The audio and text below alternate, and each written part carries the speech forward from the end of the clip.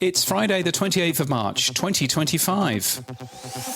The last word in podcasting news. This is the Pod News Weekly Review with James Cridland and Sam Sethi. I'm James Cridland, the editor of Pod News. And I'm Sam Sethi, the CEO of TrueFans.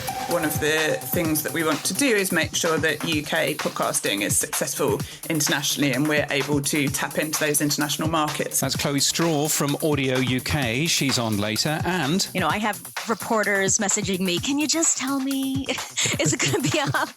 You don't have to give me the number. Is it going to be up? Also later, Megan Lazovick from Edison Research. And most shows should think about a video audience. The co-founders of Pod Nation. Also in the chapters today, the PSP is alive and meeting in Chicago, a podcast movement. Are YouTube adding DAI? And Kai chucks it in at YouTube. See what you did there, Sam? Couldn't resist that one. This podcast is sponsored by Buzzsprout with the tools, support and community to ensure you keep podcasting. Start podcasting, keep podcasting with Buzzsprout.com. From your daily newsletter, the Pod News Weekly Review. Now, James, let's kick this off. And look, you did a great job with Megan Lazovick on the Infinite Dial last week. Did you enjoy it? Yes, it was great fun to do that. Yeah, absolutely. It was a dream.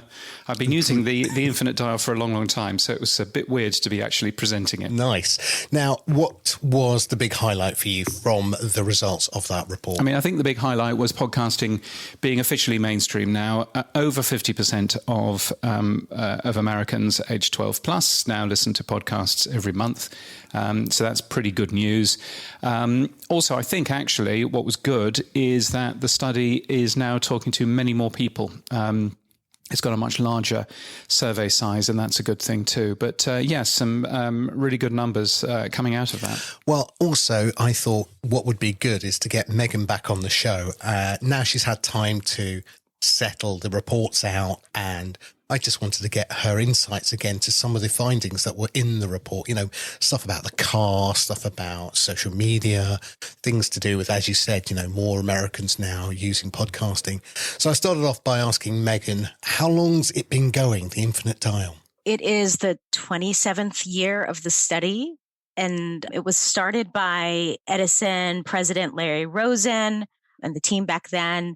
And I actually gave a shout out to Pierre Bavard, who was with Cumulus, one of the sponsors of the report, but he really is the one who came to Larry way back then to talk about internet radio, and they wanted to get a sense of how Americans are using it. And we're so lucky that we've been able to find sponsors for the studies for 27 years. So we've been able to measure that growth over time and all of the digital audio consumption and other consumer behaviors over that time.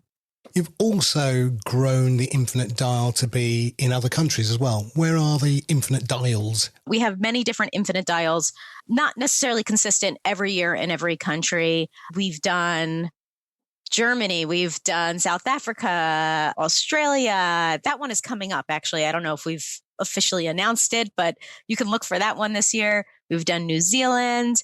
Many years ago, I think we did Ireland, UK. So really, we're trying to get it anywhere we can. Ideally, we can get to a place where we're doing it every single year in every country. So we can get the same benefits that we do with the US study, where we see year after year consistency, and we're able to see how habits have grown. But it's also nice if we can only do the study every 2 years to look at consumer behaviors that way. So the study highlights critical insights into podcast consumption, online audio trends, in-car audio usage, smart speaker usage, social media behaviors, and other digital media. Now, what was the big highlight? The big takeaway is up. Things are up. Digital consumption is up, but especially podcast consumption is up. And that's the thing that everyone is holding their breath for every single year. I have reporters messaging me, can you just tell me, is it going to be up? You don't have to give me the number. Is it going to be up? So that was the great news, that every year we've previously reported podcast listening. That podcast listening is now up. 70% of Americans have listened to a podcast. That's up from previous years.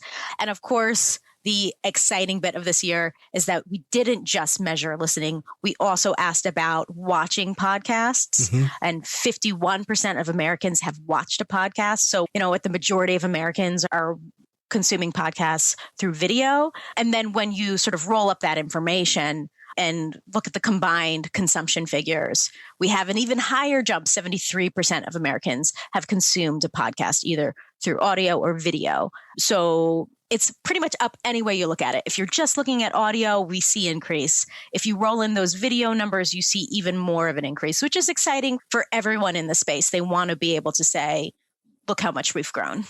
Yeah, and one of the things in the report is that YouTube is a service used most often to listen to podcasts, which again, given that they've only gone into the market, that was also a staggering standout for me. Well, of course, podcasts have been on YouTube for many years. And actually, Sam, I should tell you, I know that you're looking at from the tech side. I'm always looking at it from the consumer side. While I do work with the surveys and the quantitative research, I spend a lot of my time in qualitative research where I'm talking to real people about their consumption. And you ask a real person about their consumption to podcasts, they say, oh yeah, I've been listening to podcasts, or I've been watching this podcast on YouTube for years. So the consumers don't necessarily think about the tech and the networks and all of that. They don't see it the same way that people in the industry do. So we say, oh, YouTube just got in the space, or they finally just talked about it in their yearly meeting. But no, they've been in the space because that's where people are. They're heavily using YouTube for so many different parts of their life. So it makes sense that they're also consuming podcast content through YouTube.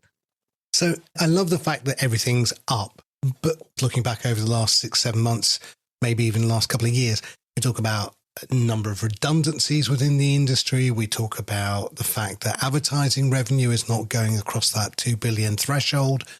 How do we equate the two between a growing audience that's listening and yet a declining industry in terms of the number of people? So where do we balance those two parts of the conversation? I mean, there's an ebb and flow in every part of business, and adjustment, readjustment. And I'm sorry, I can't necessarily speak to all of that, again, because I'm so in the consumer world. But we do know the opportunity is there. And hopefully having these new numbers can help the industry prove their case, prove that people are consuming, that people are getting the messaging, and that it's really valuable messaging.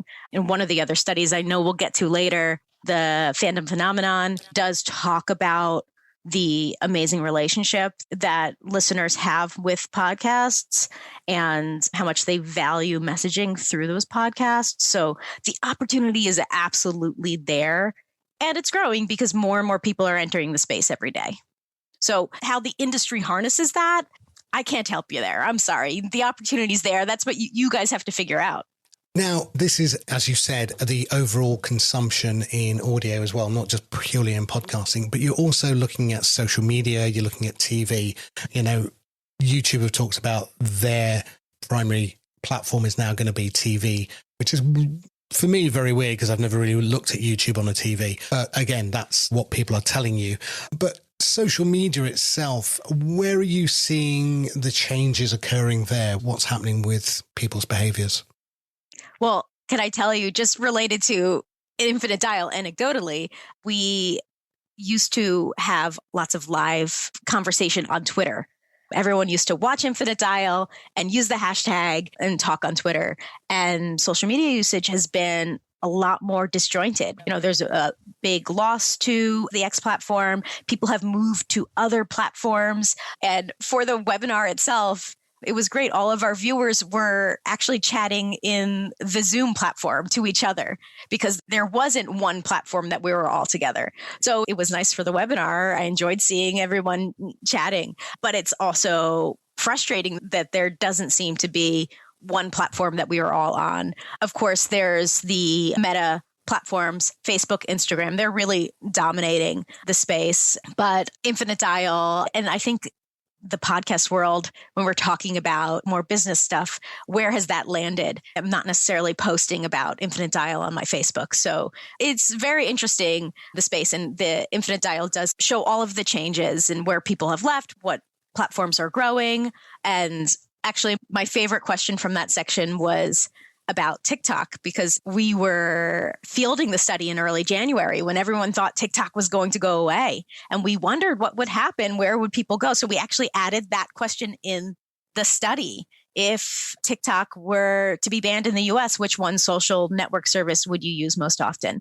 So we got to that hypothetical answer, and most people said that they would go to Instagram or Facebook, but it did vary by age. So the younger people were more likely to choose Instagram. Older people were more likely to choose Facebook, but there was a good cohort across all generations that said they would use YouTube and YouTube Shorts. So will you be doing this same presentation at Podcast Movement in a couple of weeks' time, or even next week? Gosh, next week.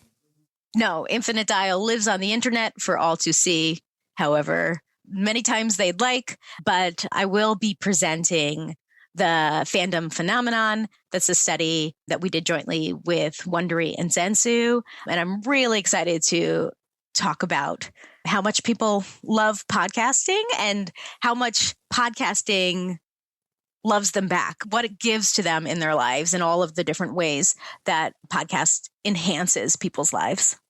Well, let's talk about that report. I was really interested in the outcome of that report. You sort of touched on it, that there's a parasocial relationship between the fan and the creator. Is this something that was unexpected, or do we not know this already? And if we know now that there is that relationship, how can the creator enhance that relationship with their fan then? So, no, it was not a surprise. We already knew that there was something really special about the connection between a podcast consumer and the show. We already knew that there was this level of fandom out there. And from previous research, we knew that people were more likely to trust the messaging that came from a host if they were a fan. So we already knew something was special there. But the intention of the study was to really break it apart and understand it a little bit more, to understand all of the different ways that fandom enhances a person's life. People talk about fandom in so many different ways. Fans of artists, fans of sports, where people have this crazy love for something where it's not just, oh, I like it. It's like becomes a part of their personality. Yeah. It becomes a way that they see themselves. And that exists in podcasts too. So is it a funnel effect? Is it that you start off with a tangential relationship? You might have just heard of this podcast. Then you take 5 or 6 episodes to gain a relationship with this podcast. And then you move down the funnel. You now are fully engaged. So is it a state of mind that you become a fandom? Is it a badge of honor that you reach? Or is it day one you can be in the fandom? Yeah, it's not necessarily a certain path for everyone. Everyone has their own path to fandom. You know, some people become a super fan of a podcast because they already love the topic or they already love the personality. Actually, you know, Amy Poehler just came out with her podcast and I've loved her forever. She's released 3 episodes. I'm already a fan of her podcast. So if there are different paths and there are and that's one of the things that we tried to do with this study, sort of understanding how listeners become fans. There are kind of 4 different endpoints. There's sort of the connection that stems from feeling like they're friends with the host. 71% of fans say that they feel like they're friends with the host, so that it's connection driven. It could also be identity driven. One of the people we conducted, in addition to a survey, we also conducted in-person interviews. One of the people we spoke to said, I think podcasts help me see myself more clearly. They've helped me understand myself. So there's this underlying connection with identity with podcasts. They can also become a fan through emotional connection. Someone said podcasts help me be more productive. They help me regulate my attitude. Or they make me laugh. 71% said of the fans, 71% said they are fans because podcasts help them escape real life. So there's like this emotional connection. And then finally, there's the sense of community. That's also one of the 4 primary drivers for fandom. 62% are fans because they help them feel like they're a part of something bigger than themselves. So I am a fan of this podcast called... You were about to say Pod News Weekly, weren't you? Pod News Weekly, yes. There you go. When I meet another Pod News Weekly fan, we go crazy because we're like, oh my gosh, you listen to Sam and James too. There is that sense. It's not just you. It's bigger than you. So those are 4 different examples, 4 different touch points that get people into fandom, that sort of drive the fandom. And it's great for podcasters to understand all of these different endpoints to better understand, what they're doing well. And that's great for brands too, to sort of understand the different ways that they can connect with consumers through podcasts. Now, look, if everyone wants to go and find more about Edison Research, go and find more about the Infinite Dial or this fandom report, where would they go, Megan? EdisonResearch.com. And because social media is so disjointed, look on every platform for us. We're there. Look for us. I think it's going to, like you have with podcasting, wherever you get your podcast, we have to have wherever you get your social media is the next state, right? Right. Yeah. Find us on EdisonResearch.com and sign up for our weekly newsletter. You can find a link to sign up on EdisonResearch.com as well, because we really do make an effort to deliver never before seen data every Wednesday in your inbox. Megan, thank you so much. Thank you for the Infinite Dial. Of course. Thanks. Megan Lazovick from Edison Research. The good news is I think Infinite Dial Australia is currently out in the field. So we'll get some details from Australia relatively soon. Also, I gather that Infinite Dial New Zealand is coming back as well. It is. This year as well, which is excellent news. So I'm hoping that we get more from other countries because it's really useful when you can start comparing things. Yes, that's a really useful thing. I also found the conversation that we had about Wondery's report about fandom quite interesting as well. So yeah, again, I think that's something that we're going to touch on later in this show. Now, indeed, and of course, Wondery's report on fandom will be at Evolutions in Chicago next week. It's not the only big study, though, is it? No, there's going to be another one as well. It's called the State of Video Podcasting in 2025 by Coleman Insights and Amplify Media. What's this one about, James? So this is all about video podcasts, how people consume video and whether or not video is a helpful thing. Now, they have released a little bit of that data a little bit early, saying that only 10% of Gen Z podcast consumers never consume video podcasts. So basically, it's all about video for them. Although, about 40% of Gen Z podcast consumers only or mostly consume audio podcasts. So, a bit of a mixed bag there, but it should be really interesting seeing that. Obviously, Coleman Insights, just like Edison Research, very large, good market research company. And a ton of data there. You're going to be presenting something as well, aren't you, at Evolutions? I am indeed. I'm going to be presenting the Pod News report card.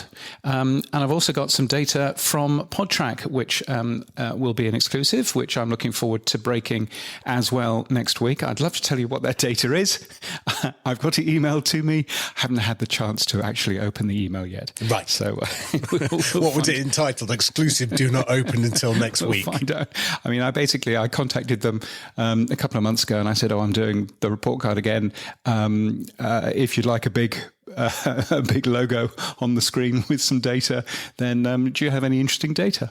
And they do, so that's good. So so very much looking forward to breaking some of that. I went through the Pod News report card with Apple Podcasts yesterday, and it seemed to go down relatively well, which is nice. So I'm looking forward to sharing it with other platforms as well over the next couple of weeks. Now, also, congratulations to friend of the show, Stephen Goldstein, who is celebrating 10 years at Amplify Media. So maybe you and him can get in a bar somewhere over in Evolutions to have a drink. Yes, that sounds like a good plan. He's a good Professor Goldstein. Yes, he was the person who came up with the idea of Pod News, interestingly. There you go. Well, maybe you own one or more drinks. I think then. I do. Yes, exactly right. Now, moving on. When is a play not a play, James? Now, we know a download is not a listen, but when is a play not a play? Basically, we saw this week that what counts as a play in analytics in Apple Podcasts can be very weird. Bumper, we're talking about it every time you hit the play button in Apple Podcasts. Tell me more about this. Yes, this was a sort of hidden thing in the middle of an article from Bumper, which shows how to combine plays, basically. So looking at YouTube, looking at Apple, looking at Spotify and so on and so forth, and going, okay, well, how many total plays have we got? And the quick answer is there's not an easy way to compile that at all. Apart from anything else, YouTube doesn't tell us how it calculates a play. It never has. So that's a weird one. But hidden away in this, and I spoke with Dan Meisner from Bumper about this, was a little thing that said that every time you hit the play button in Apple Podcasts, it counts as a play. So that means that, for example, if you pause a podcast and then hit play again, well, that's at least 2 plays, maybe even 3, because you've hit that play button. So if you, my guess is that includes if you take your AirPods out and you order a coffee and then you put your AirPods back in again because that's paused it and then played it. Maybe it includes as you're driving, you're listening to a podcast and the podcast pauses ever so slightly to tell you to turn left. Maybe it includes that as well. Who knows? Who knows indeed? Yeah, we don't know. Yeah, who knows indeed. But I did, I did go into Apple Podcasts Connect and find that this show actually has in Apple Podcasts has 32 listeners, but 232 plays. Which makes no sense to me at all, actually, if you think about it. Because, I mean, how does that really work? 32 listeners, but 232 plays? Are we really saying that most people are playing it 10 times? No. I find that very strange. No. But anyway, so yes, that was an interesting thing, I thought. So remind me, why do we have different metrics for play through the main players, Apple, Spotify, YouTube? Is it because no one set a standard, or is it because they all want to do it differently? Well, I think it's partially nobody has set a standard, or at least nobody cares about a standard, even if it is actually set. So Apple hasn't signed up to any of the IAB guidelines, nor have Spotify, nor have YouTube. So IAB, it's a useful thing, but if the 3 big podcast apps don't actually use it, it's not particularly helpful. But a play could be a useful number if it actually meant something. But what I think is pretty clear with this is that it doesn't actually mean anything anyway. Yeah, no, I think it could be converted into an aggregated total listen time and percent completed, and then the play doesn't really matter. The number of times you hit start, stop wouldn't actually have any relevance. It would be actually what was the total aggregated time you played of that episode. So you could, moving on, I just wanted to have this discussion with you. YouTube pricing. Last week we talked about YouTube expanding its pricing with something called Premium Lite. It's being piloted in the US, but it's extending out weirdly to Thailand, Germany, and Australia. I don't know how they randomly picked those 3 countries, but they did. But what's very cool about it is they're putting a YouTube ad-free price of $7.99 per month, dollars. And that means you don't get music, but you do get ad-free video and podcasting.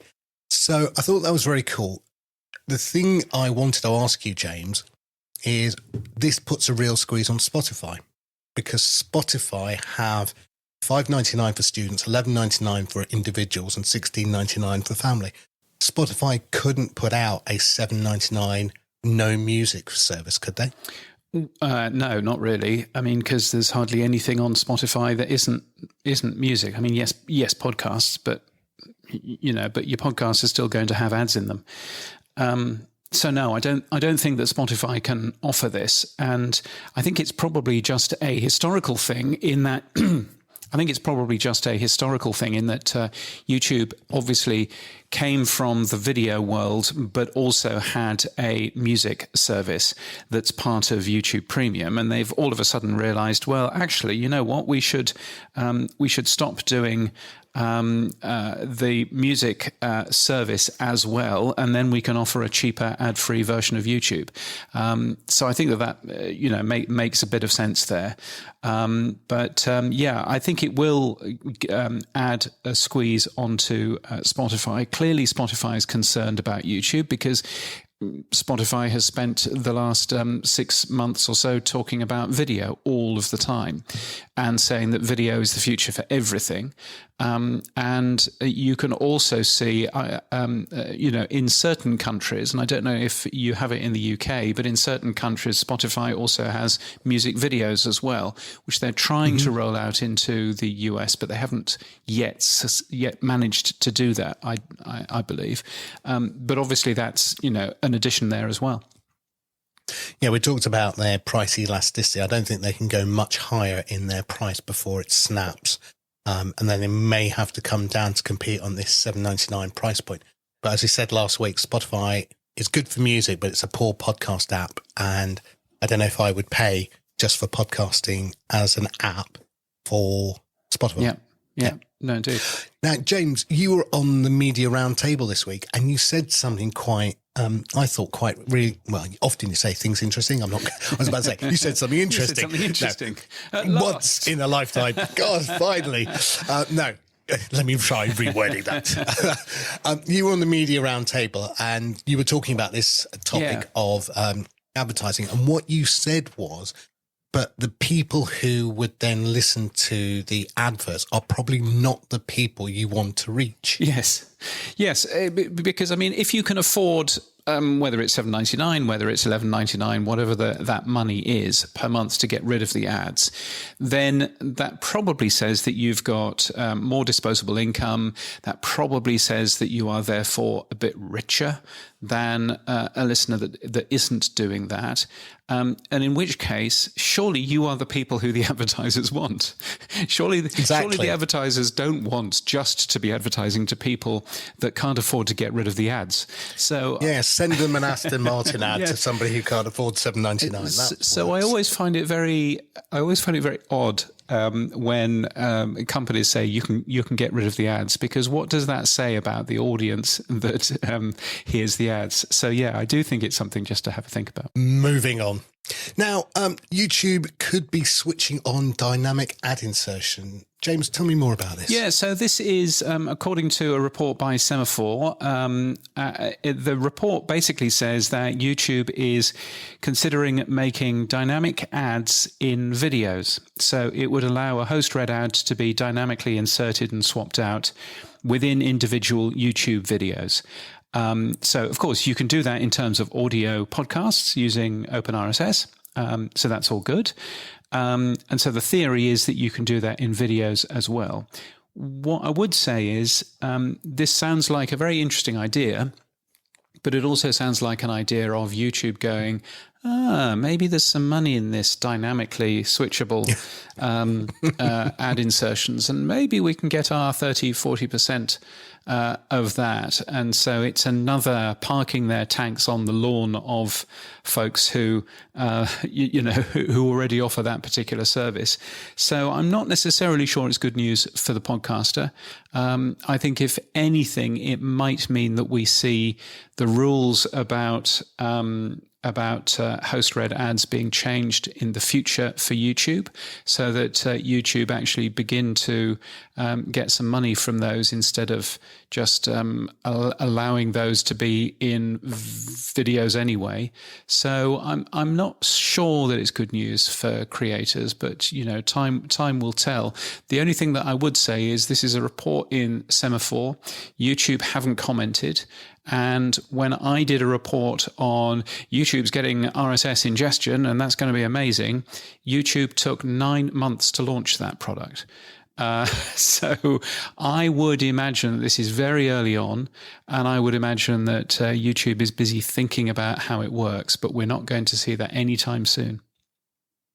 No, but Semaphore also suggested something about Spotify as well, James. Well, I mean, they say that Spotify already offers this particular product. It doesn't. It doesn't have dynamic ad insertion in video. And indeed, when you add video to your podcast episodes on Spotify, you're getting rid of dynamic ad insertion on audio as well. So it's a bit of a mess.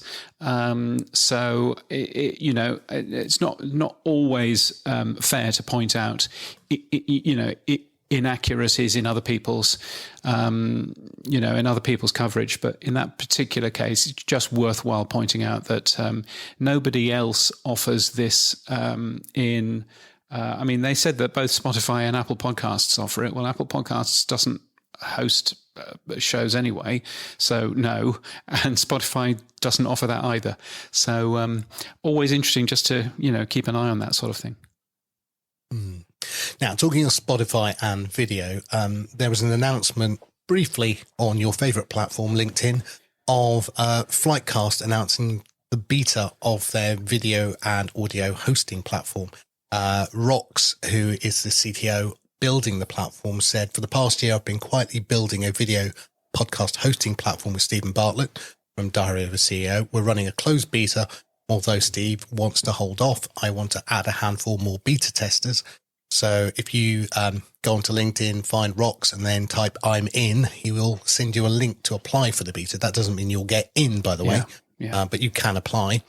But what's very cool is you can upload video and audio everywhere. So they're talking about Apple, YouTube, but they've got Spotify video as well. And I know that they did that. We talked about this in December. Are they talking about Apple? Well, I assume they will be, because if you're saying everywhere, well, everywhere says Apple, doesn't it? Yeah, I was curious about that because they didn't mention Apple at all on the LinkedIn post. I think the interesting thing about this is they appear to be the first podcast hosting company to be able to upload video directly into Spotify. Mm-hmm. I'm unaware of any other company, maybe Megaphone will do that too, but I'm unaware of any other company which has access like that. You can do that from YouTube, obviously, but that I thought was really interesting, seeing that side of it as well. It would be great if it also supported video podcasting through OpenRSS.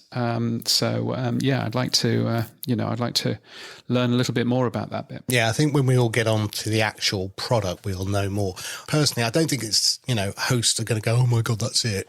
I think this is a wake-up call to hosts to actually get their act together and start to look at this stuff. I mean, we had Apple giving them, access to Apple Connect, and they've got Apple delegated delivery. I think Spotify hopefully will give everyone else access. I mean, Stephen B got it directly by asking Daniel Ek. I don't think, everyone else can phone up Daniel and ask him for direct access. But if they've built it now for Flightcast, maybe they can give that same access to every other host. Yes. What isn't in there, though, is live. There's no live capability yet within what they're doing at the moment. Yeah. Well, there you go. Watch this space. Now, talking about hosts, talking about the community working together, surprise, surprise, there was a blog post from the Podcast Standards Project. James, what did they say? Yeah, so the Podcast Standards Project posted their first thing since August of last year, with, what we've achieved and what comes next. What we've achieved is that there are 5 features that the podcast, 6 features that the Podcasting Standards Project try and get implemented. And they say that there are 427,000 RSS feeds out there with all 5 of those features, which is nice. And basically saying that pretty well everybody supports all of those. So that is good.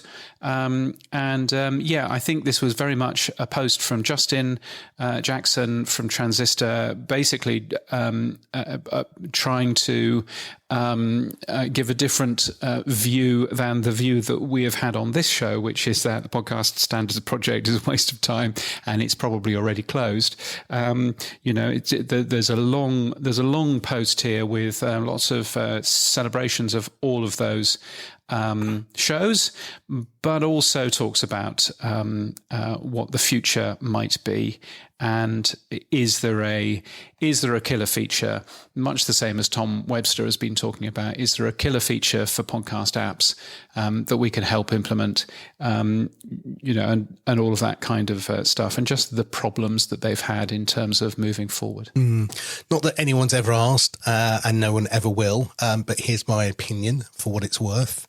They need to put money into a pot. I think the Podcast Standards Project is a lovely group of people. All the people involved individually we know as friends. But in my opinion, don't just talk the talk, walk the walk. You need to, the website needs to be updated. You need to pull in the person taxonomy. It's sitting on a remote site somewhere, never been updated or looked at for 3 years. The music licenses stuff is sat with Phantom Power Media. The music category list is sat with Wavelake. Daniel has a website that's got some other stuff on it. It's all over the place. That needs to all be pulled together. That's the first thing. I would say they need to invest into seed money. Now, this is a controversial one, but I think they need to invest into new apps. And then the more apps that support more tags, the more funding they get. The quid pro quo would be an equity investment. So the apps then, if they got further funding or in the future sold, there would be money back into the PSP pot. It's a bit like the Norway Wealth Fund. They keep investing into it and then they get more and more money into that fund. And finally, I think, the first party data we talked about earlier, giving that back to hosts from apps, I think there would be an incentive. And finally, they need to find someone who's going to be an evangelist. I stepped up, I stepped down. It needs to be a paid permanent role. Somebody needs to do it. They need to be flying around to all the shows, events, talking to the agencies, talking to production companies, talking to just everyone in the ecosystem and building those champions we talked about last week, James, the people who can take on each tag and become the challenger. There's so much that can be done. I really, really, really hope that the Podcast Standards Project is a success. It's the marketing arm of Podcasting 2.0, and it needs to really work. So I'll end it on one thing: either go big or go home. The halfway house that it's been is a waste of time, and so either do something or just shut up about it and leave it alone and move on.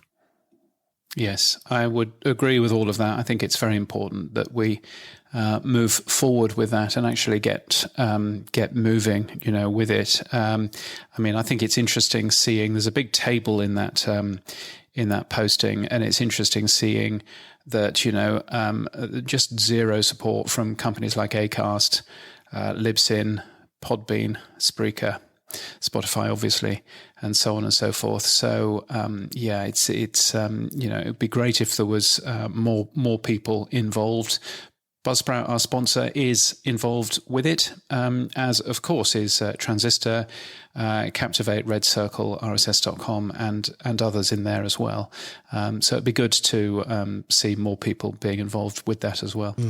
Now, talking of RSS.com, they've been active, haven't they? And what have they been doing?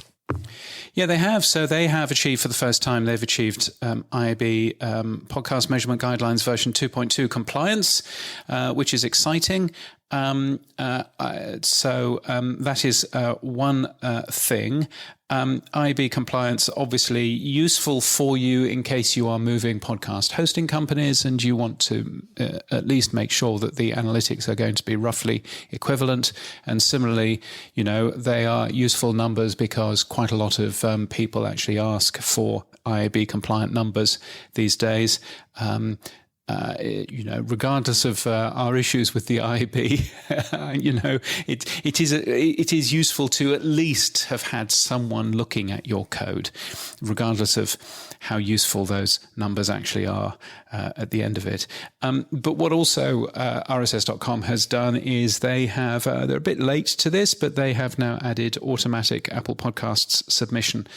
So that feature, if you remember, was launched last month from Apple, a bunch of people jumping in and doing it. And it essentially means that if you are a brand new podcaster, you can just publish to Apple with one button. It goes into rss.com's account, and then you can move it over onto your own account when you're ready to sign up with Apple directly. So that's a good thing. They also, I mean, it's not a trade secret because it's on their website. They're adding dynamic ad insertion very shortly as well. So again, something else that they are working on. Yeah, indeed. Moving forward, Bloomberg, Ashley Carman had a very interesting report this week, which was porn on Spotify is infiltrating the platform's top podcast charts. Now, that is not a good thing. It's happened before in the past, and they've taken it down. It's a game of whack-a-mole that Spotify likes to play. But what they were worried about, or at least the implication was that because they've added video to Spotify's podcast now, that porn companies are going, oh, there's money there. Let's stick some stuff up and see what we can get. But according to Spotify, our platform rules will not allow sexually explicit material, and equally, they say they would not qualify for the partner program. So I think on that sense, there is no money for them to get. But strangely, they did, according to Ashley, appear in the charts.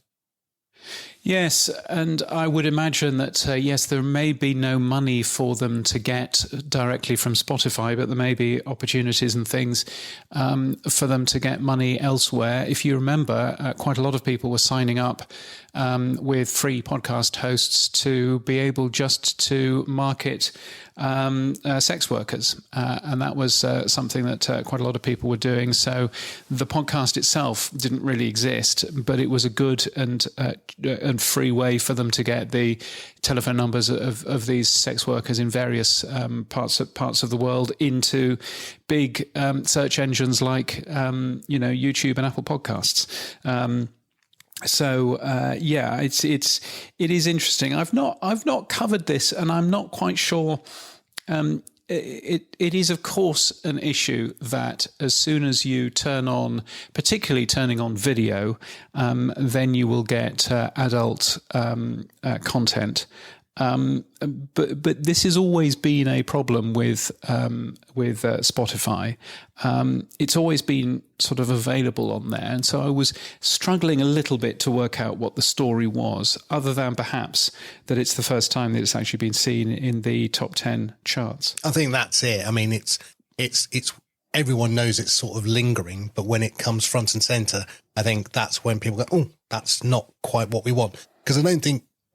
I mean, I've never tried, but I don't think YouTube has that problem. It may well do, but I don't know. I know TikTok and I know X and other platforms do have that problem. I mean, in fact, X have just gone the other way and said, yeah, bring it all on. We'll make money from that as well. So platforms have that problem. It's just how you deal with it. And I think Ashley was trying to say, was the video incentive the reason that there was an increase in the amount of content from porn companies? And the answer from Spotify seems to be no, that's not what it is. Yeah. Well, now let's dive around the world if we can. Right. Because we had some news from Japan. There's that song, of course, Big in Japan. And podcasting is, well, slightly less small in Japan. It's still not very big. 17.2% of Japanese adults are listening to podcasts at least once a month. That figure is 55% in the US. Audio-only stuff in Japan really does not do very well historically. There's something about the Japanese that means that audio and radio doesn't do particularly well. But good to see that data from Otonal and the Asahi Shimbun Company, which I have to say, apparently. I'm not quite sure why. I'm glad you did. I couldn't. So that's all fun. And, of course, happy 100th anniversary in Japan for radio, which started 100 years ago with the name of a radio station in Japan being said over and over and over again by a very shouty man.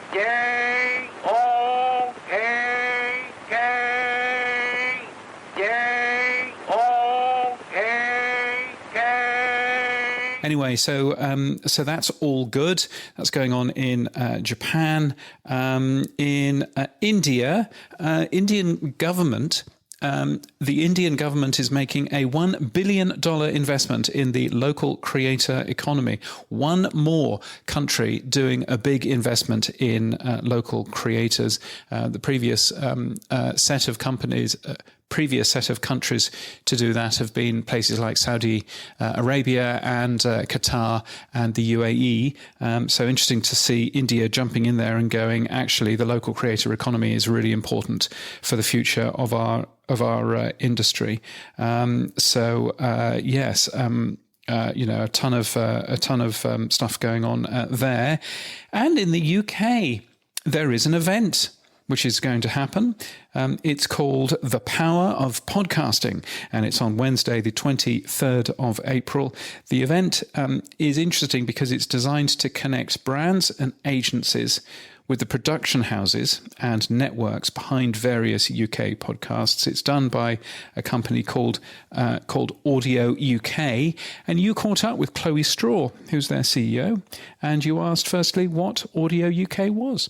So we've recently slightly updated our kind of mission statement, and that's very much because the way that the audio industry has changed so rapidly over the last kind of 10 years. So we are an industry body and we're dedicated to advancing the audio sector. So that includes podcasts, radio, audiobooks, and that's by fostering innovation, supporting creators and businesses, and driving sustainable growth. So we've got about 130 members. We're member funded, and I think we have about 50% in London, 50% out of London across the UK. And they include businesses like Sony, Goalhanger, Audio Always, Persephonica, Novel. So a huge range of amazing different businesses. And when you say all these people are members, what is it that you are then giving them? Guidance? Are you giving them regulation? What is it that Audio UK provides then? So we do a huge amount of different work, and it represents the huge range of different members that we have. So within those lists, we might have one person who is an audiobook producer, and they churn out audiobooks every single week in their home studio.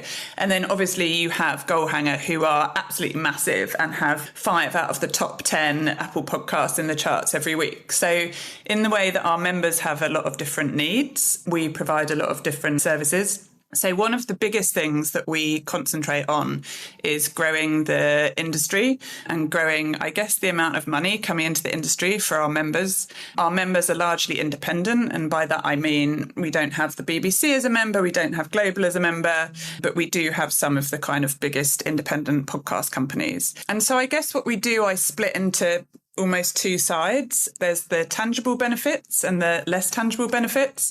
In terms of industry growth, one of our main things this year is we're doing a huge amount of policy work, which doesn't sound that exciting, but is really, really important. And the main crux of that, without turning this into a policy podcast, is around getting audio podcasting recognised as a creative industry. So there's something at government level called the Creative Industries Council. It has a huge amount of input into where the money goes for the creative industries, representation abroad, and all different levels of development around the creative industries. And as it stands, there is no seat for audio in any form on the Creative Industries Council, which seems completely mad to me. And so one of the big things that I've been working on with Hannah, who's our policy and regulation lead, is lobbying around a seat on the Creative Industries Council. And from that flows things like creative audio tax relief for podcasting and audiobooks, more IP funding for development and IP export overseas. So I guess if you're one of our bigger members, then you are able to directly feed into those conversations. I think one of the things I love about Audio UK is I keep in fairly constant contact with a lot of the founders and CEOs and MDs of our companies. So we're always very open to talking to our members about various issues, and that gives them a really kind of direct avenue into those massive industry decisions. So it's very much about growing the industry.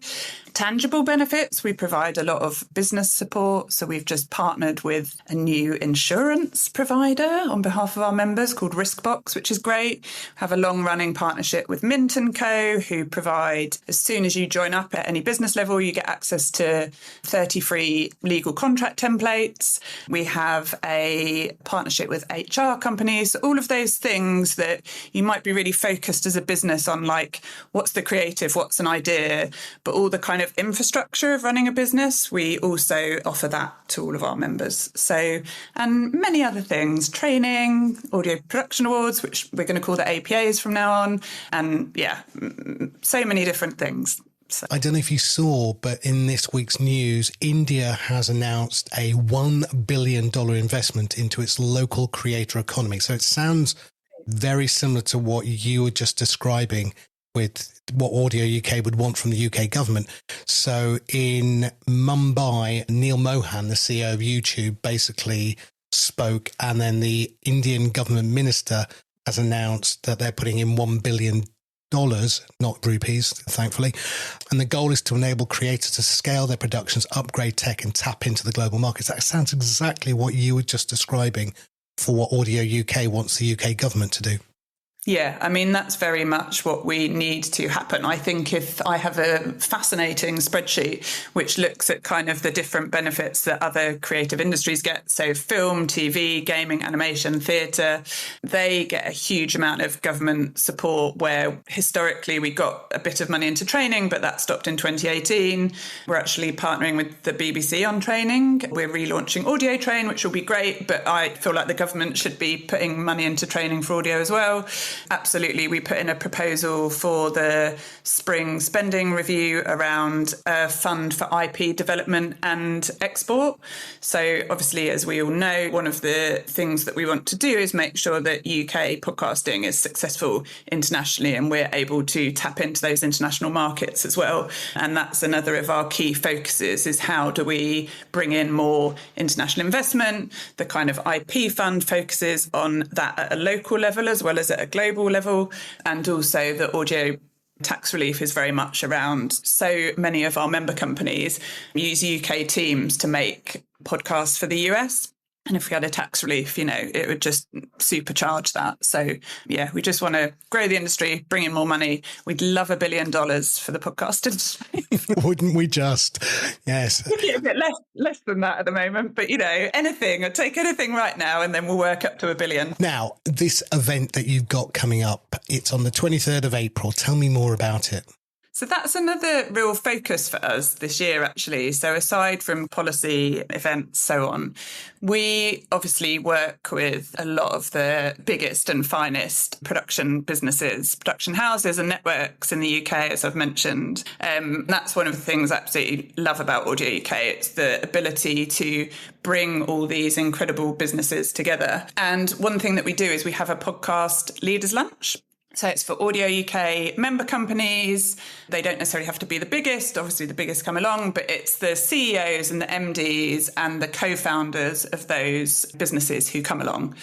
And something that I love about the industry is that they're obviously all competitors, but they're also very happy to share insights, which I love because I love partnerships. I think good things happen out of partnerships.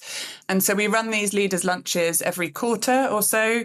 We obviously put on lunch, get everyone who we can together to come along and discuss opportunities and challenges within the industry.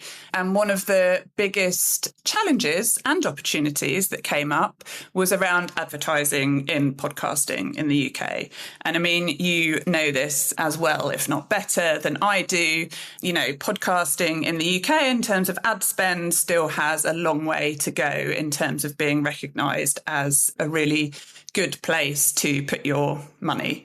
We all know that it's a great place. We know that the statistics are good. We know that audience engagement is good. We know that the kind of return on investment is good. The kind of structure and convincing the ad agencies and the media buyers of that still needs a lot more work. And I spend a lot of time with statistics because I love data. And so we know the obvious comparison is the US and the UK, both primarily English-speaking countries. And I think my most recent calculation is if you look at the podcast ad spend per person in the UK, it's £1.2 per person. And if you look at it in the US, it's $7 per person. So it's not just that the US is bigger because of population size, it's bigger per person. And so one of the priorities that came out of those lunches was around how do we convince advertisers that podcasting is a good place to put their money. We know it, but there's obviously a bit of a disconnect there. And obviously there's great work being done already by Acast, by Megaphone, Goalhanger do their own outreach around that. A lot of the businesses that we work with do outreach around that. But I think it's really powerful to bring all of these businesses together and get the brands and advertisers together to hear from such an incredible bunch of businesses. At the same time as we'd come up with that, I know Meera Kumar quite well, who's obviously a fantastic producer, and she brought a similar idea to me. And the beauty of Meera is if it had been left to me because I have 40,000 things to do at any one point, it probably would have stayed, oh, that's a good idea, shouldn't we do that? Whilst I answer all my emails. And she came to me with the idea and has been really instrumental in just driving it forward, which is fantastic. We also have Martin, who runs Podmasters, helping out, and a few other people. And so, yeah, I think the main point of it is around demystifying advertising.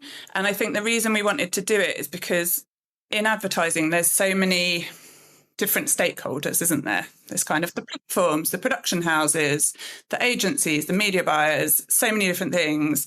And I think, again, one of the strengths of AudioUK and one of the things that I love about it is the ability to hear straight from the horse's mouth. So we are bringing these brands and advertisers together with the production houses and the networks who sell their content, make their content, distribute their content. And we want to talk to them about why it's so brilliant and just do a really good job of showing them why podcasting should be on their buying plan for the next year. I think it's a difficult task. We are different from the US in how we're set up. I was reading a really interesting report recently, and one of the points around it is that podcasting still sits under audio in terms of ad buying. And I think if you look at America, podcasting sort of its own branch of buying. And I think that's something that's really interesting for us to look at. For me, this is a really good first step in tackling, and you know, it's not just us doing it, a lot of people are doing it, but if we all tackle the need for more money to come into podcast advertising and sponsorships, I think it can only be a good thing. Now, outside of talking to government and trying to change policy and running events, what else does AudioUK do? So, yeah, I must give a big shout out to the APAs, which are our annual awards ceremony. Katie messaged me beforehand, was like, make sure you mention the APAs, Chloe. So they're at the BFI in November. I think it's November. Actually, I don't want to I'll get the date wrong, which is classically me. So I was going to give you an exclusive date reveal. Somewhere in November. It's around then. We'll let you know. On a Wednesday towards the end. I should have briefed myself a bit better on that. Apologies about that. So we do that. As you say, we do a lot of events. So I would absolutely say, please join AudioUK. If you are not sure if you're eligible to be a member, we're broadening the membership more and more. As I say, our key driver is very much about growing this industry, about bringing more money into it for our businesses. We all do it for the love, but you need to earn the money to keep going as well. But we are primarily member funded. And so the more people that join, the merrier. We have a join us button on our website. And as part of that, everything that I've spoken about, we are doing an increasing amount of events because we find that members get a huge amount of benefit from that. So we recently ran an event with Pact, who are the TV and film equivalent of us, which was a TV versus podcasting networking event. Obviously, as we all know, podcasting's not just audio, it's every single different IP extension you could possibly know about. And what was really nice about that event was we brought Pact members together with AudioUK members. They were able to network. We had a presentation from Karina at Buzz 16 and from Tony Pastor at Goalhanger, and it was just a great time for, people might have a podcast idea, but they don't know how to exploit the TV IP extension, or people in TV might want to learn more about podcasting. So we're trying to do more and more of those events that grow people's businesses, grow their opportunities. I'm a huge collaborator. We are relaunching our Audio Train platform this year, which is very much about providing open access training to the whole podcast, audio, radio, audiobook industry. It's in the early stages, but will very much be around a kind of series of training videos from industry experts. So if you want to know how to story edit, you want to know how to monetize your podcast, you want to know how to market your podcast, you want to know about audio drama, there should be a video for everything. So I'm very excited about that. And we also are generally at most of the events. We get around quite a lot. So the Uni Podfest is coming up on the 4th of April. See you up there. Yeah, great. And Bernard Ajampong, who is the vice chair and obviously founder of Unedited, he and I are doing a workshop. And so, yeah, we'll see you there. And I'm really excited about the podcast show. I do love the podcast show. It's just sort of an opportunity to see all your work friends, and it's increasingly international, which is important for us. So we've announced our first panel there, which is called 2025 to 2035 Predictions for the Future of Podcasting. Seat 1, row 1, I'll be there. I know.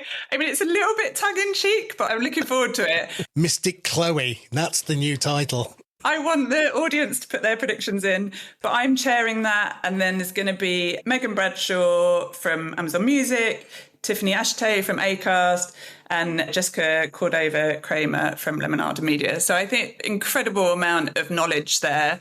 And we've already made the joke that we're going to have a swear jar if anyone says video, because obviously there's so much out there, like every time on LinkedIn, and so happy to read about it. But it's like, is video the future of podcasting? And we think we know that video's got a part in it now. So our promise to you on that panel is if we say video, we have to put £1 in the jar. I tell you, the drinks that evening are going to be amazing. And we've also got a couple more that I'm really excited about, but I can't announce yet. So hopefully they should come. And yeah, all the other things. But as I say, with real focus on pushing really hard to grow this industry that we love, whether that's through bringing more money in from advertising, through getting a seat on the Creative Industries Council. We're just sort of hammering away at the moment. Hopefully more people will hear this and join. More Please. people will also ping you to come along to your event. Yes. And we will all see you, hopefully, at the London Podcast Show. Chloe Straw, thank you so much. Thanks for having me. There you go, Chloe Straw, the lovely Chloe Straw. Yes, I hope to be going along to that event on the 23rd of April. Chloe also talked about, as you heard, that the UK government isn't making the investment or even doing anything with the podcasting community, really. And that's counterintuitive when you see countries like India making a $1 billion investment. And when will the UK government wake up to the creative industries that podcasting provides? We've got great companies, Goalhanger, Persephonic, Crowd Network. There's tons of them, in the UK that are doing great work around the globe, like the music industry that we have. But I don't think the UK government sees any value right now. Yeah, that may be the case. It may also be the case that the UK government feels that because the BBC does such a good job of working together with some of these companies that they don't necessarily need to. And of course, the UK is not a rich country anymore, seemingly has no money. And I think in the budget statement that was made earlier on in Bring the week, back the empire. Yes. That's what I say. Bring back the bloody empire. Yes. Sorry, Sam Sethi. Yes, you would know all about the empire, but and strangely, if anyone knows me well, that is the last thing I'll be talking about. But yes, yes, indeed. It is interesting. Just different countries' attitudes towards the creative industries. The UK, of course, has one of the most successful creative industries in the world in terms of music. That does very well indeed, and I guess there could be an argument to say we've already got a fantastic creative industry. They don't need any handouts from the likes of us, which may be a different conversation. And finally, in Canada, well, this is interesting. Both in Canada and in LA, there's a women-led boutique network, which is called Podcast Nation, and it represents over 36 shows, apparently. We spoke to the co-founders behind Pod Nation. We were curious to find out a little bit more about how they were considering YouTube and how they grew and all of that. So Sean Howard for the Pod News Weekly Review started off by asking them what Pod Nation was. I'm Cleo. I founded Bouge Media about 14 years ago. And so it started as a digital marketing agency. And as you know, this industry just changes so much and so quickly. And we've evolved with it. And with some of the influencers that we worked with, we really got introduced to the podcast space. And then that's where the inception of our sister agency, Podcast Nation, came from. Yes. And I came on board back with Cleo. I started actually with Bouge Media early days when Cleo first founded the company, and then came back about 5 years ago to start the Podcast Nation division of Bouge, because I was just a podcast fan myself. And I think I actually introduced Cleo to start listening to podcasts back in the day. And I oversee the operations. So I'm involved with everything from sales and production and beyond. How would you describe what your audience is now, or even as you started and where you are now? How would you sort of talk about your audience? I think really simply, our audience is millennial women. That's kind of our sweet spot. But a millennial woman has lots of different interests. So they might have, listen to some relationship podcasts, mental health podcasts, pop culture podcasts. There's a lot of different categories to touch within that listener demographic. So you were sort of bringing that focus of representing like someone who has other channels and would expect to still run those channels versus exactly right, like a radio approach where now this is your format, we're changing your format now, blah blah blah. Yeah, and I mean, part of it was that I think we thought from an early stage that brands were going to get on board for wanting to work with talent in a multifaceted way. Like it doesn't make sense for HelloFresh to work with, these influencers on their social and not be tied into their podcast. It can only make sense for it to all be integrated from a brand's perspective. So I think finally we're seeing the industry kind of come back to that and think about like, hey, let's work with talent really strategically as opposed to in this one niche platform. Yeah. We really are so happy to see that brands are finally starting to find ways to promote cross-platform, because we just think it's a win-win across the board. And, coming from the talent side, we understand the importance of like your brand and like to not dilute it or to be as true to that as possible, because consumers are getting smarter and smarter, and they can tell if it's not real. And then the other piece of it on the execution side, I think it took so long for the industry to start getting on board with cross-platform campaigns with talent because it's hard to execute, right? Like the audio agencies don't know how to execute social. The social agencies don't know how to execute podcast. They're very different worlds. And so everyone's trying to navigate those differences. And I think we have the advantage because we come from the social side of it, the talent management side of it, that we already know that was our bread and butter for years. We already know that side of it. So we can easily plug in, and it's seamless across our teams. I was just listening to some of your podcasts today, and I started on YouTube because Dear Shandy was there, and I was really amazed how much presence you guys have on YouTube, because that's something that a lot of networks still are struggling to get that presence. Yeah, and I can see why they're struggling, because it is a huge investment for shows to go on YouTube, but we all know that's where the industry is headed, is to video. There's still going to be the audio listeners, of course, but most shows should think about a video audience, depending on the content exactly, but most shows should think about how to also provide content to the video consumer as well.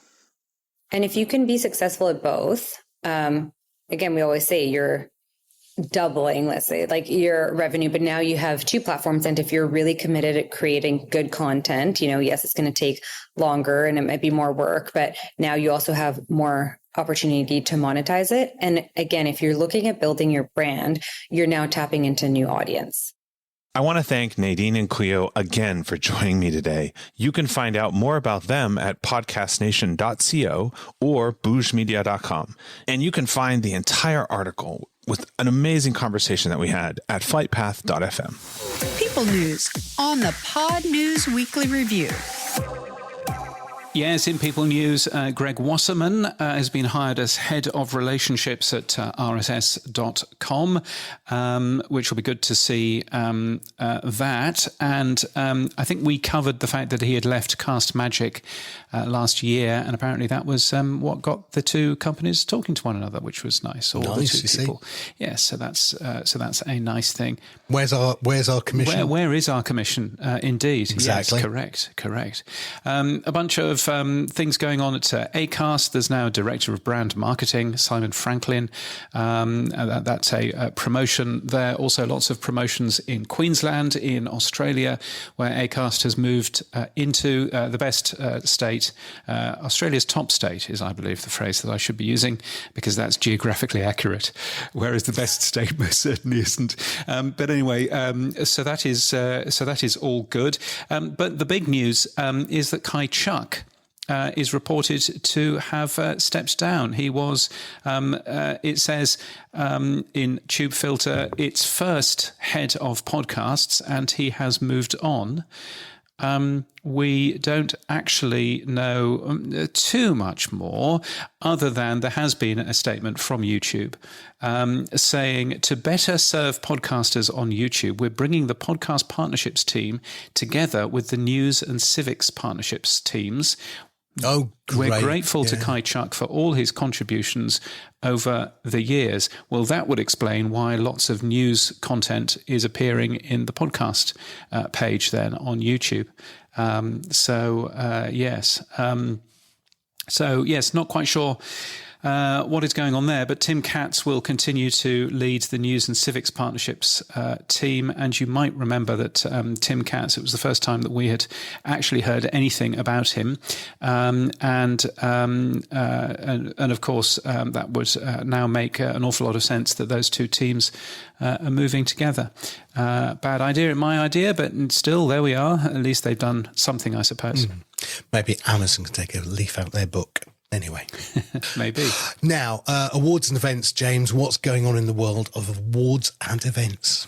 Well, there's tons of awards which have just been launched. The Signal Awards open for entries. Todd Cochran's People's Choice Podcast Awards also open for entries as well. Of course, the AMBIs, the American Podcast Awards, are being given out on Monday. Which will be fun. Sam Sanders being honoured with the Podcast Academy's Impact Award at that event. So that is all good. And what else is going on? Of course, Evolutions is next week. Looking forward to being at Evolutions. We will doubtless be recording this show somehow, maybe from somewhere at the event. Sounds like a song. Somehow, somewhere. Yes. Somehow, somewhere. It may be from the hotel room. It may be from somewhere better. Right. We'll certainly find out. So all of that is good. There's South by Southwest London, which is starting relatively soon. Yeah, how much is it, Sam? 1,300 a ticket. Yep, that's inclusive and open and really wanting lots of people to come to. Yep. Yes, that's £1,300. So that's even more in American dollary dues. Yes. So yes, a significant amount there. So I don't think I'll be going there. No, not unless you're a speaker. The tech stuff on the Pod News Weekly Review. Yes, it's the stuff you'll find every Monday in the Pod News newsletter. Here's where Sam talks technology. What have you got for us, Sam? Just very quickly, not much. Generative audio AI company AI Acoustics has raised $5 million, which is really well done for them. The company aims to bring in AI-powered studio quality sound. I don't really understand these things. We had a company last week that did one thing that was then licensed to Wondercraft. We have another company here who does one thing. I think single function companies seem a bit odd to me. Yes, I would agree with that. But still, raising $5.4 million in funding is not a bad thing. So yes, they're based in Berlin. Ghost is interesting. Ghost is a blogging platform. It is now doing things on ActivityPub. So if you want to play around with all of that, then that is definitely there. I've been reading all of the information about that for the last year or so as they've been planning how they were going to support it. So, it's just going to be interesting to see whether or not that has much take up. I noticed that Mastodon did very, very badly in the Edison Infinite Dial. But of course, if you talk about Mastodon, then you're not necessarily fully understanding what the Fediverse is and what ActivityPub is. There's another set of technology which hasn't really sorted out its marketing at all. I think what's interesting from the Ghost release, I mean, I wasn't going to particularly cover Ghost as a platform. I mean, if you like Substack, then this is the open source equivalent. But they talk about the open social web now. They don't talk about the Fediverse. They don't want to talk about ActivityPub. They don't want to talk about those terms. And I think that's the right way to go, because for the majority of the mass market, those are too technical. And I think the social web as a catch-all is a better term. I mean, it's the same reason why I don't talk about Boost or Boostergrams or Zaps or Nostr or Lightning networks. Nobody understands them. They're geeky words that nobody needs. I mean, as Ghost said, people who use email don't need to know what SMTP is. Agreed. And they don't need to know that it's a ActivityPub protocol underlying it. Yeah. So, James, one of the other things that I noted this week has happened is there's been a lot of new celebrity podcast networks launching. Megyn Kelly has launched her own podcast network called MK Media Network. We talked about Alex Cooper having her network called Unwell Network. We've seen Meghan Markle and Michelle Obama are launching new podcasts. One thing that is missing from the conversation, and this is more the techie side of it, is publisher feeds. Now, Oscar and Dovidas came up with the idea originally, and they were brilliant to do that. They are the equivalent of pod rolls, but from a podcast production side. So a podcast company can say in an RSS feed, here's a link to all the other podcasts that we produce, and then apps like TrueFans or Fountain can actually look those up and then create a dedicated page of all of the other podcasts. But nobody seems to be publishing publisher feeds. Even Adam and Dave, with their new app, created a weird aggregated new feed of episodes rather than publisher feeds. And it's part of the spec, and yet Adam didn't even use it. And I'm totally baffled by that one. But nobody else seems to be using it either. Well, when you do a search for publisher feeds, it's very difficult to actually find the specification as ever. There's a proposal which dates from October 2023, but it's quite hard to actually find a publisher feed, an example of a publisher feed, and it all uses the GUID, and the GUID, as we know, adds a dependency on the podcast index, and without that, we're a little bit stuck. So I'm not surprised that people aren't doing the publisher feeds. I mean, I'm not doing them either, I don't think. Maybe I am. Yeah. Who knows? But I'm not sure that I am. No, you are, because we've got yours. Right. Yeah, you are. Yeah. We've got yours. Yeah. Well, there you go. But I mean, if we don't have the tools to help people understand where they're going, I mean, from my point of view, the publisher feed, just like the Podroll and everything else, it should also link to the RSS feed directly, not just the GUID. The GUID is useful if you happen to be using the podcast index, but if you're not using the podcast index, the GUID is next to useless, because it's not really supported by very many, if any, podcast hosts. So, I'm sorry to be the boring person saying that it's not fit for purpose, but it's not fit for purpose yet. It was signed off in a hurry without actually any proper thought put down by it in terms of how the thing works. So, you get what you deserve when that happens, unfortunately. Well, I hope they do get implemented correctly because they are very, very useful. I can well see that. And certainly, Apple Podcasts, of course, has channels, which achieves a similar but not quite the same thing. So channels are sort of vaguely useful, but there's no API into the channels unless you start scraping stuff. So, So that's a thing. But yes, agreed. It would be a useful thing to have. Boostergram, super comments, zaps, fan mail, super chats, and email. Our favorite time of the week, it's the Pod News Weekly Review inbox. Yes, so many different ways to get in touch with us. There's fan mail by using the link in our show notes. Which nobody uses. There's super comments on True Fans or boosts everywhere else, which lots of people use, or of course email as well. We share any money that we make between us as well. So a ton of boosts and fan mail. One for the Pod News Daily from Lyceum, a row of ducks, 222 sats. He says, James, did you record this episode at Changi Airport in Singapore? Do they have a podcast studio? Have a safe flight. All the best, Martin. Well, Martin, I will tell you that, yes, I did record it at Changi Airport, as you would see if you're using the podcast location tag. Exactly. Because I've been good, haven't I, all week? You have. Yes. Yes. Top of the class, Mr. Cridland. Top of the class. Yes, exactly. So yes, Changi Airport, absolutely. Do they have a podcast studio? No. I was just holding my microphone in the rather busy Qantas lounge. So that was what was going on there. And I did have a safe flight. So thank you for that. What else have we got here? Silas on Linux. What does he say, Sam? Sam got me there with the Portugal walk thing. Wow. I'm so pissed off and impressed and amazed at the same time. Thank you very much, Silas. Don't be impressed. It's something that, it's going to take a while to do. But yes, I'm going to do the Camino Way, which is a lovely walk. So, yeah. Silas was using Fountain. Bruce, the ugly quacking duck, 2,222 sats.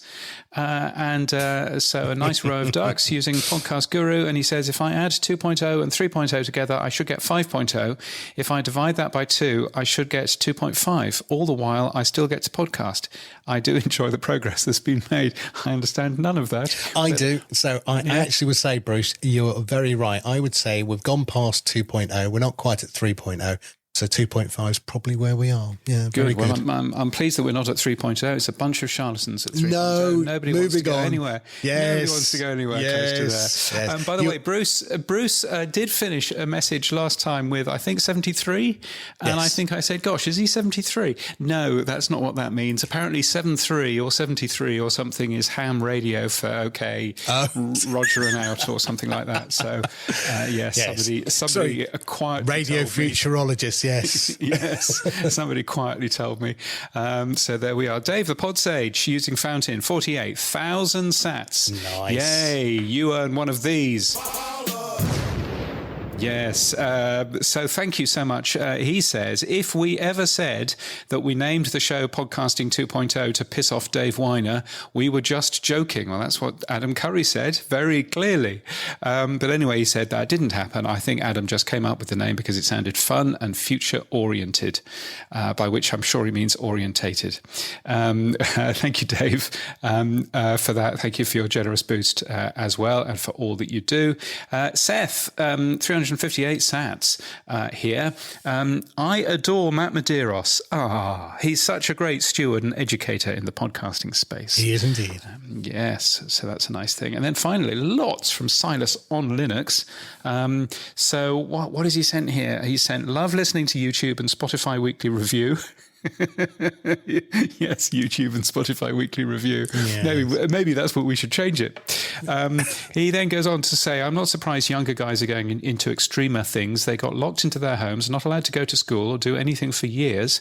And pretty much the only people against that were extremist idiots, at least in Germany anyways. Well, we know what side of the political spectrum you're on. And on the question of should the index ban shows, I don't think so, because essentially it's just a database somewhere in the US probably. Morals and laws change based on where you are, and apps should do it themselves. I just implemented a report system in the secret project I'm working on last week, because you kind of need that for legal reasons. Yes, that's pretty well what I was saying as well in terms of that. I think it should definitely still be in the index, but it depends what you end up doing with it. But yes, and then he also says, hopefully the last message for this episode. No, you keep on sending them at 1,000 sats each. That's absolutely fine. I think banning and getting rid of content is almost a last resort. What I believe ends up happening is people are going from commonly used platforms off to weird websites and uncommon places with no moderation. Most things can get resolved by talking it out. I don't think someone having his favourite show banned and looking around and eventually landing on some extreme free speech Mastodon server or other place is helping. If not careful, that becomes a worse outcome. I think that's got some truth to that, and I think it is interesting seeing as we move away from Twitter and Facebook and we move into lots of other places. Actually, the amount of moderation that is going on Blue Sky, for example, is next to none. There's no moderation that goes on the Fediverse, really. I mean, there is a bit, but, it's really up to each individual instance. So I think there is something to be said for that. And it becomes much harder to actually, be clear of some of the nasty stuff. So, yes, I thought that was an interesting comment. I would just add, look, morals change, right? Tastes change. Mary Whitehouse in the 60s wouldn't allow Benny Hill, for example, or tried to ban it. Now that seems tame by comparison. I think banning stuff is a step that we have to consider sometimes. I think when you're talking about rape and prostitution, and I think that is crossing every line that I have as a moral standing. And I won't allow that content from that man on my platform. But, everyone's got different morals. So, yeah, how do you deal with that? Thank you so much to our power supporters or our fandom. Our super fans. I think power supporters pick the terms. Yes, exactly. Yes, I think power supporters is nicer. But anyway, everybody in the excellent 18, including the mysterious Star Tempest, who we still don't know very much about. But Star Tempest. He, she, yes. We don't know. Yes, exactly. He, she, they.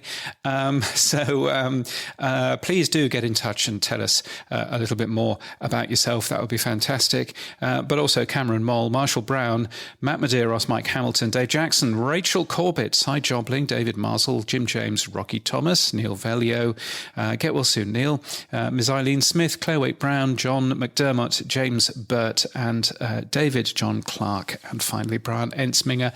Thank you all so much for your support. Very, very much appreciated. We should get some stickers out or something. Mm-hmm. That would be fun, I think. So yes, that would be a good thing. If you would like to join them, weekly.podnews.net is where you go, armed with your Visa card or your MasterCard or your, I don't know, Diners card, whatever it is, then that would be all good. So what's happened for you this week, Sam? Well, as we mentioned earlier, we added support for Podlove chapters in True Fans. We've added support for Blue Sky. Oh, what a waste of time. Because we did all the work for Social Interact Tag, and we did all the work for Blue Sky, and I don't see anyone using it still. But anyway, we've done it. We're working, as we talked about, with the conversation on the GitHub about activity streams for outputs. I also just wondered, James, one of the things we want to do is to also export and import your social graph. I think that's one of the big things missing across social media. Every website or every social network you go on, you create your social graph, and then guess what? You can't export it to the next one because they don't want you to leave, and so they won't give you that access to your data fundamentally. I'm looking at, because we have a follow model in TrueFans, a standard. Now, I don't know. I'm looking at old technologies called XFN and FOF as a way of doing it, but I don't know if that's the right way. So again, one of the things I'm looking at is social graph exports of your friends. It'd be lovely to do import as well. And that would actually give data portability across podcast apps. Yes, that would be interesting, wouldn't it? I think always one of the difficulties with this sort of thing is, it's fine being able to export a list of of the Twitter handles that I follow, but that's not actually useful at all to any other app. So it's that difficulty of actually, well, you want to export more information than that, but does the service have more information and blah blah blah? But I think yes, that would be really good. I logged into Last.fm for the first time in about 5 years last week. Yep. Just to see if it was still there, and it is. I've got a good one for you. Napster. Do you remember that one? Yes, Napster sold for 207 million this week. Wow. Who the idiot bought that? I mean, yes, and that presumably is just the name. It can't be anything more than that, can it?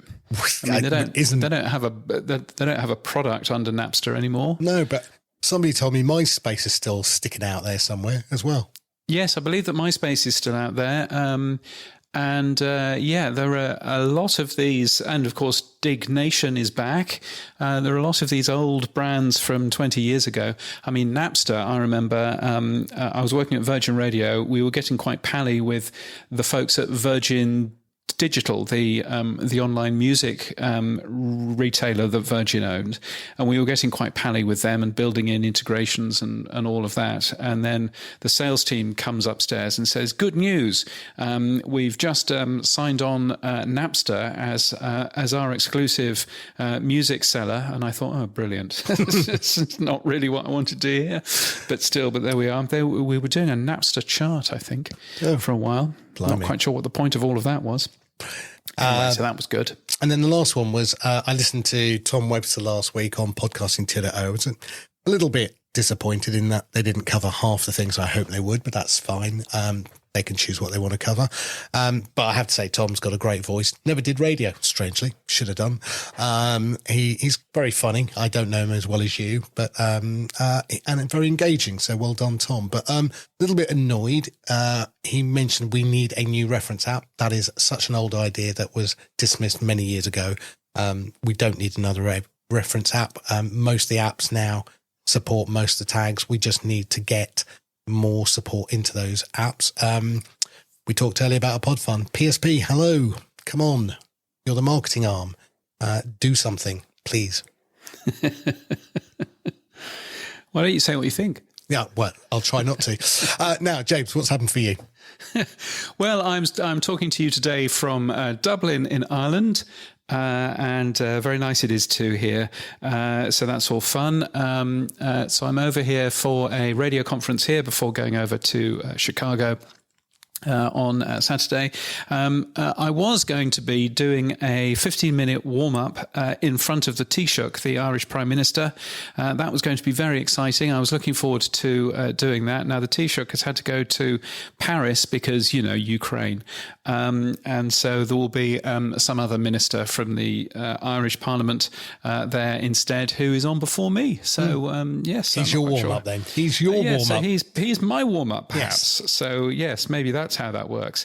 Anyway, so that's going to be fun. And how was your last night warming up for Ricky Gervais?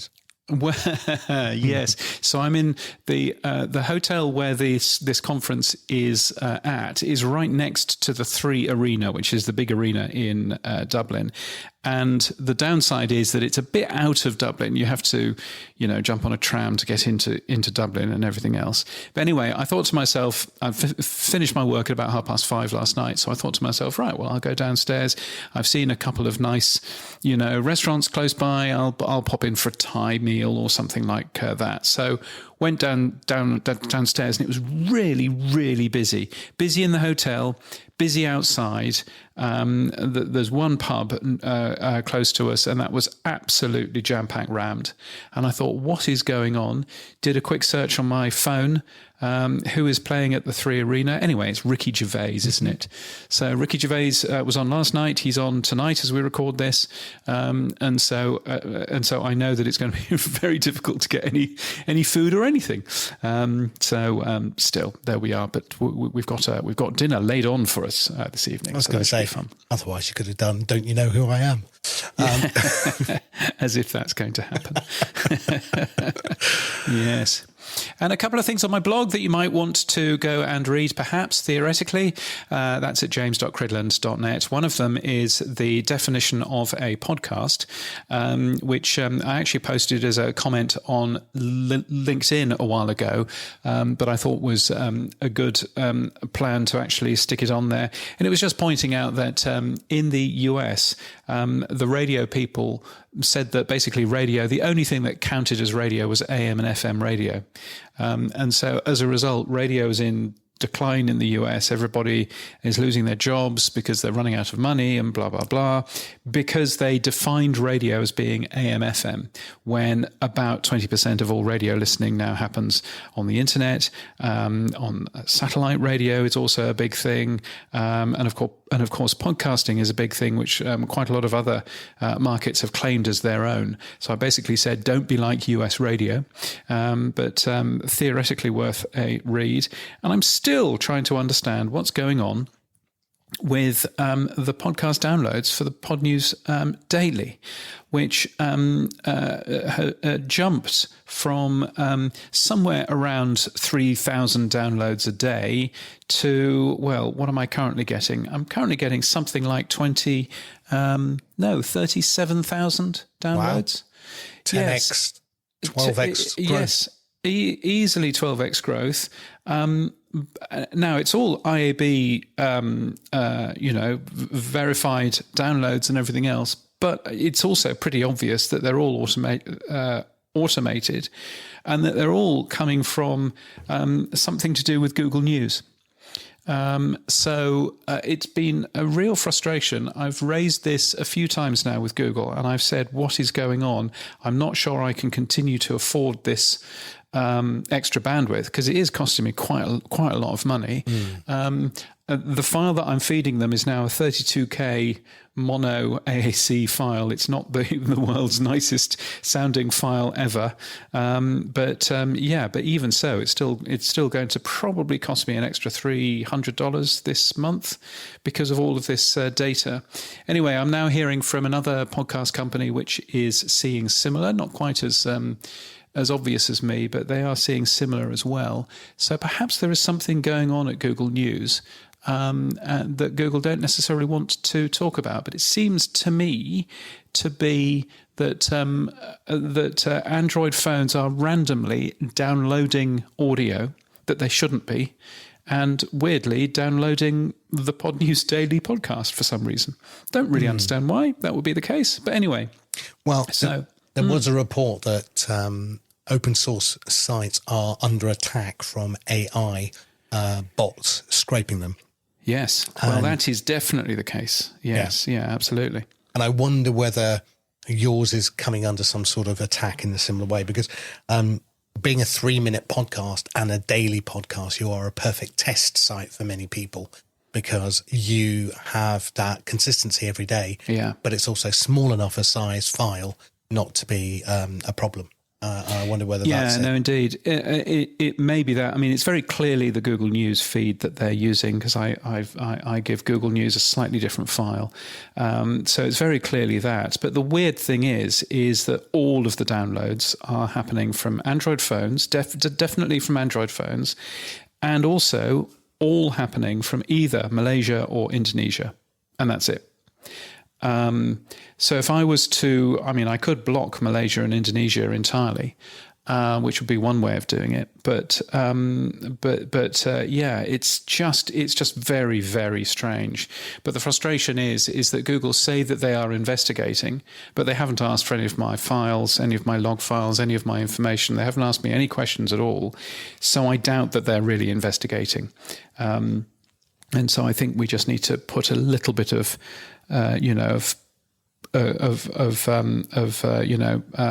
hard work on them to actually get them to understand what is going on. But I'm seeing, I mean, you know, some of these downloads are just ridiculous, you know, in terms of what I'm actually getting there. So anyway, so that's been fun to be playing with. Doesn't it go on to prove downloads don't matter as a metric, and it's listens that actually matter? Because if you were unscrupulous, what you could do is go back to every one of your sponsors or advertisers and say, hey, look, we've got a 12x increase.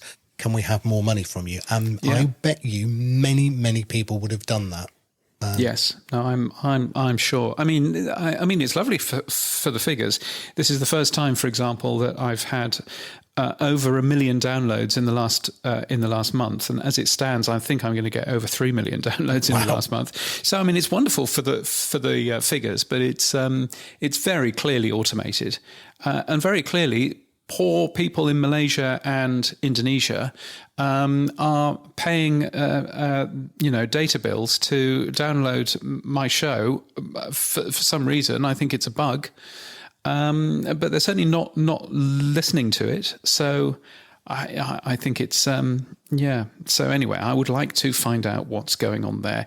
If you think you can work it out with me, then you'll find there's a long blog post which is called Odd Podcast Downloads on my personal blog, james.cridland.net. And that's it for this week. All of our podcast stories were taken from the Pod News Daily newsletter at podnews.net. You can support this show by streaming sats. You can give us feedback using the Buzzsprout fan mail link in our show notes. You can send us a super comment or become a power supporter like the excellent 18 at weekly.podnews.net.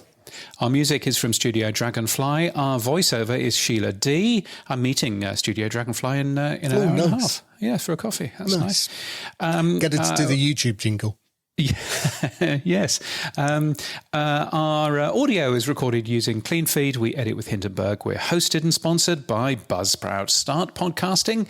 Keep podcasting. Get updated every day. Subscribe to our newsletter at podnews.net. Tell your friends and grow the show. And support us. The Pod News Weekly Review will return next week. Keep listening.